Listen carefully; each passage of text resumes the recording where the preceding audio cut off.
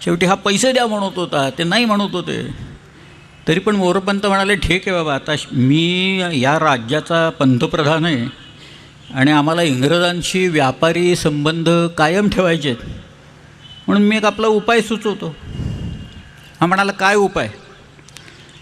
तेव्हा मोरोपंत म्हणाले, आमची अलिबागला गोडाऊन्स आहेत आणि तिथली जी अष्टागरातली प्रजा आहे ती जो सरकारला कर द्यायचा तो नारळ, सुपारी, भात वगैरे असे आणून टाकते तिथं.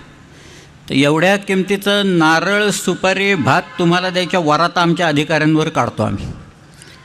बरं, आता त्या पैशाच्या ऐवजी नारळ, सुपारी, भात स्वीकारायची ऑथॉरिटी नारायण शेणव्यात नव्हती. त्यामुळे नारायण शेणवे म्हणाला, मला मुंबईला जायला लागेल आणि साहेबाला विचारावं लागेल. ते म्हणाले, सावकाश जा, काही घाई करू नका म्हणाले. की नारायण शेणवे मुंबईला यायला निघाला.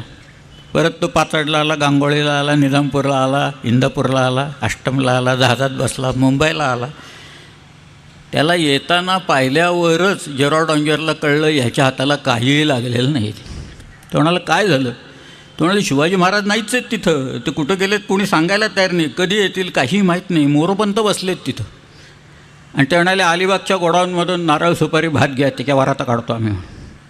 तो म्हणाला, अरे सगळे बनेल लोक आहेत हे सगळे, ते आपल्या लोकांवर वरात काढतील आणि सांगतील सगळ्यांना की एवढं एवढं इंग्रजांना द्या म्हणून, पण आतून प्रजेला निरोप देतील की पुढची सूचना येईस्तोवर अलिबागच्या गोडाऊनमध्ये माल टाकायचा नाही. अलिबाग सोडून कुठेही टाका तुम्ही दुसरं.